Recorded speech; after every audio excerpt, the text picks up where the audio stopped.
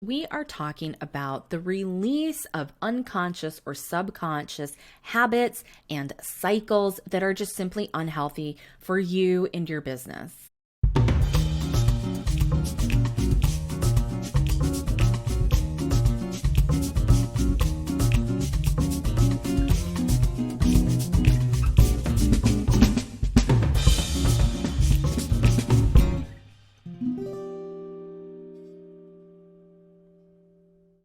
Hi, welcome to Tea Time. We're going to dive into some of the really big energies that have been happening recently.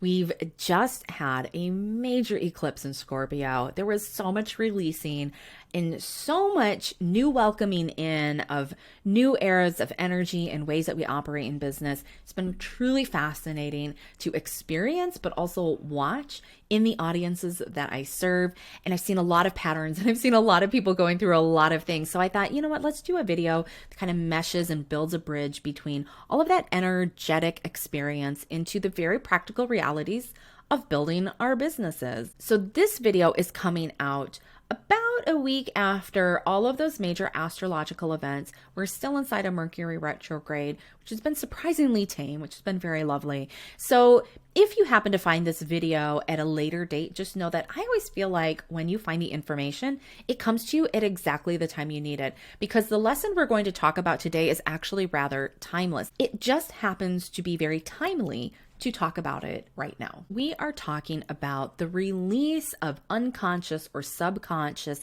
habits and cycles that are just simply unhealthy for you and your business. Sometimes they're as benign as they're just unproductive, but in extreme cases, they can be habits or cycles that are downright harmful to your entrepreneurial journey. The release of these cycles and habits that showed up really strongly with this recent eclipse show up all the time inside your tarot deck. Now, before we dive into our tarot cards and the lesson of this week, I'm just going to remind you, don't forget to hit the subscribe button and the little bell to get the notifications for when I put videos out on this channel. Super appreciate the love from you on that. And if you discover that this video is really helping you, you don't have to wait to the end. Go ahead and share it with your friends so that you can start talking about these concepts together.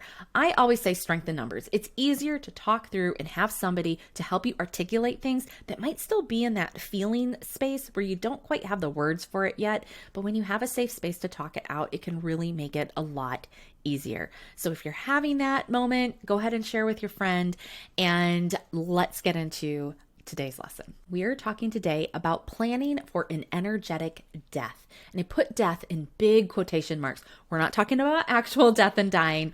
We're talking about an energetic change from one era to another, from one way of operating to another. Or if you want to think about it in terms of systems, as we like to do around here at Sensible Woo, we're moving from one old system to a new system. In our everyday walking around human life experience, we do things like we plan for death. It is a part of life. We build wills and trusts and estates, and we bequeath who will become the beneficiary of all of these things that we accumulate as part of our legacies that we leave behind. Now, that same process also exists for your business. And sometimes it literally is who will become the owner of the business. We can look at very well-known companies like Apple. You know, Steve Jobs was one of the founders, and when he passed, there was a succession plan in place so that the business could continue functioning with all of its employees and so forth. Now, in our solopreneur journeys, we're dealing with this on a different level. And especially in the energetics, we're taking it way back. We're taking it way back outside of the legal and economic systems. And we're really looking at the energetics of how our business's soul exists and how it is functioning in the world today. And what I'm going to encourage you to do is to grab your tarot deck and look for 2 cards in your tarot deck. Those are the cards we are going to look at. So we're going to work with 2 cards, and I'm going to put them on the screen here for us. We're working with Hanged Man and Death. I've included cards from 3 of the fan favorite decks around here. One of the decks is the traditional Rider-Waite, which we still reference because it has so much good historical reference that it really helps us figure out where am I coming from so I can know where I'm going to. One of the other decks that we are looking at is the Modern Witch Tarot. And this deck is built off of the symbology that's drawn in the Rider-Waite, but it has been included to be much more modern, clearly by the name.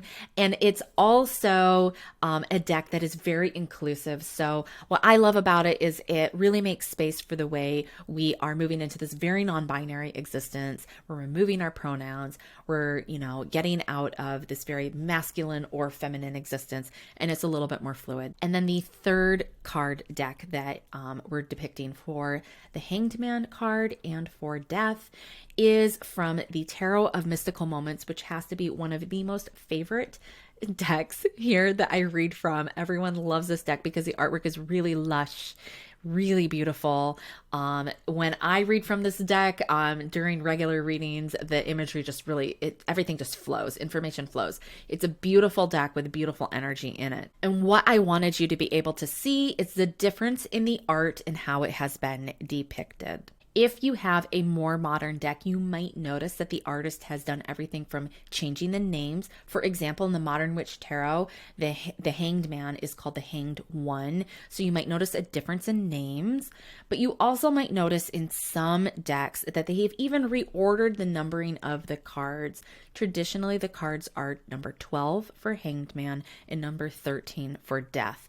And what you might notice is that those cards are numbered differently in your deck, and that's totally fine if they are. Just follow along with us here and you'll know where the base context comes from, so you can see how you feel as you work with your deck and the numerology associated with it. So the reason why my business is named Sensible Woo is because I believe very much that in addition to our metaphysical spiritual sides, there's a very real human experience that we're having. It is sensible, it is practical, and it is logical. We have to be able to blend those two sides together. Otherwise, we're always going to feel at odds with our human experience. And one of those big things in our human experience is the concept of death.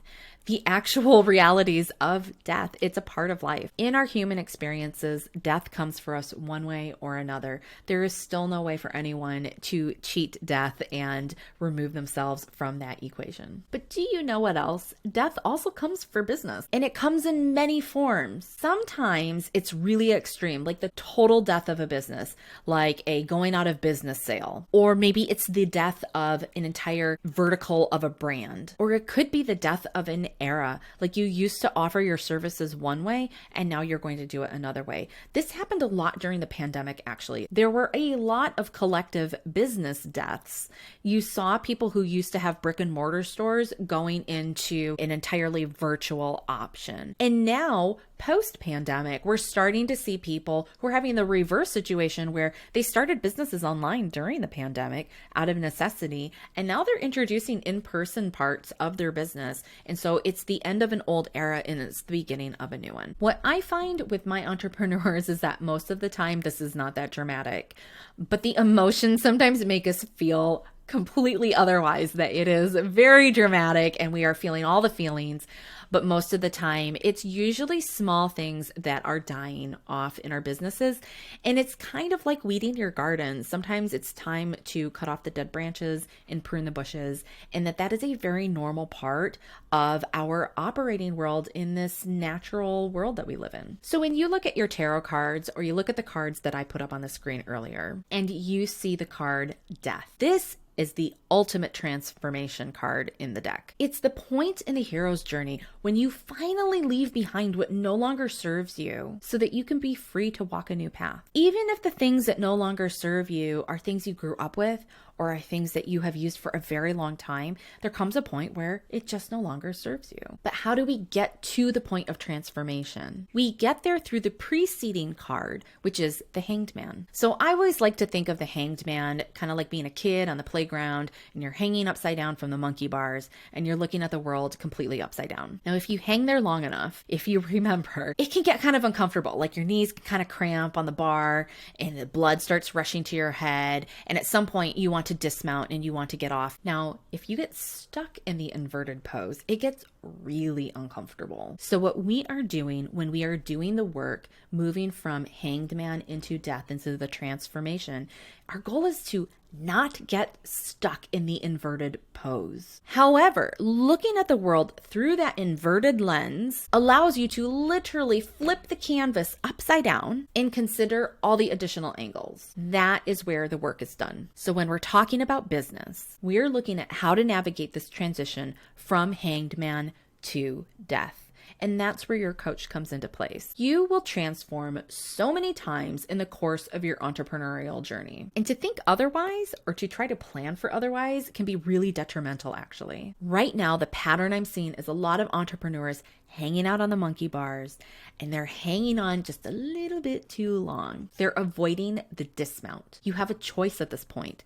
Do you want to travel back through the earlier cards even before the hanged man card shows up? Or do you want to dismount and go down the new path? That's all this energy and all this transition is asking of you right now. And because I'm a systems coach, we're going to touch on the importance of how you can utilize your systems to help you through that hanged man period and set you up for a really beautiful death. Yes, I just said that. I meant what I said. The transition from hanged man to death is always going to feel a little bit messy, and it will definitely feel uncomfortable when your systems are not supporting you. When your systems are not supporting you, it's the equivalent of feeling like you're hanging upside down from a really rickety set of monkey bars on the playground. And when you have been avoiding your systems, it's that feeling of, well, if I had just taken the time to replace those rickety monkey bars with a whole new playground set of equipment, because I was completely able to do it and had all the resources and time and ability to do it, but I just kind of wanted to get through it, and so I didn't do it. That's when it starts to feel uncomfortable. So how do we get more comfortable? Well, we do it by actually retracing our steps and going to the preceding cards in the hero's journey before the hanged man shows up. I am of the school of thought in the metaphysical community that there is absolutely no such thing as going backwards. I think that concept is a whole bunch of hogwash. It's from a very old paradigm in a very old era. The truth is that we are always moving forward because we are members of a collective, and the universe is going to move the collective forward no matter what. So therefore, you are always moving forward as well. You can resist moving forward, however, and when you do, it's hella uncomfortable. So how we dismount off of the monkey bars is what's important here. It's also what sets us apart from each other when you look at everybody out in the landscape, when you look at your competitors, and when you look at people who are doing interesting work, how they dismount off the bars from hanged man into the new path that death is providing for them.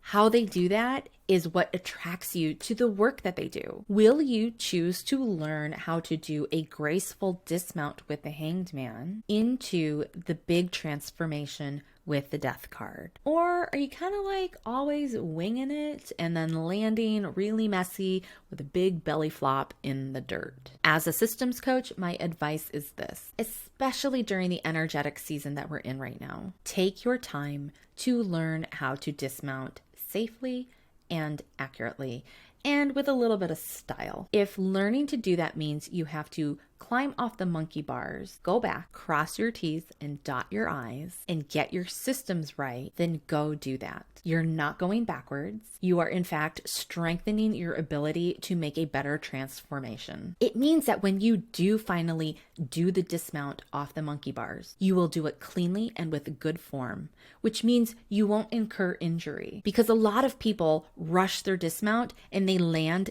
injured. And when you're injured, it slows you down, because you need to then sit on the sidelines, take time to heal before you can move down the actual path of transformation. Faster is not always better. So in this way, you can actually plan for the death card in your business. If you do this, I guarantee you, people behind you on the path are going to ask you how you did this so well. You might even find people ahead of you or alongside you asking you the same question. And when you look at this point of transformation from the hanged man card into death, with this metaphor we're using of doing a dismount off the monkey bars, you'll come to see that this is really all there is to systems work in your business. We're doing the work to plan ahead with strong systems that allow us to make a safe and effective dismount. Because when we dismount safely and cleanly, we dismount and land without injury. And by landing without injury in our businesses, it means that we aren't creating more of a mess that we have to then wait and clean up and take the time to fix problems. When you have to do that,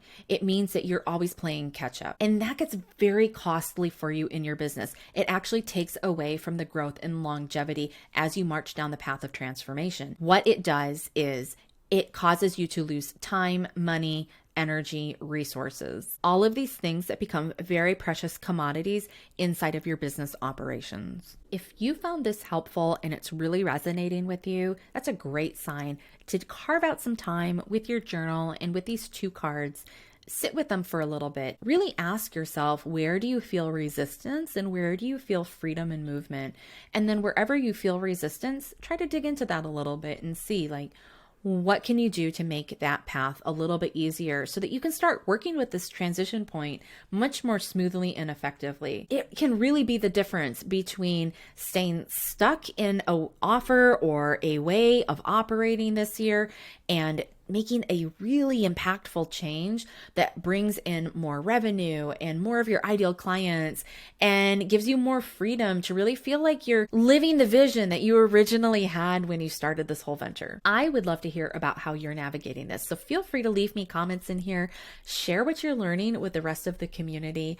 I'm sure that the more we share with each other, we will all find a lot of help in healing during the current time as well as later when you find this video later in the future. Don't forget to click subscribe and hit that bell to get the notifications when new videos drop on my channel. I would love it if you would share this with your friends as well. And remember that you can always find strength by talking this out and normalizing the conversation around the transition from hangman energy through death energy, because we all go through it, and to resist it is just going to create a prolonged uncomfortable feeling, and nobody wants to stay there. I am so rooting for you. This is such great energy that we're living through right now. I'm excited for all of us to experience great things this year. I will see you next time. Remember to be sensible, be woo, and most of all, be you.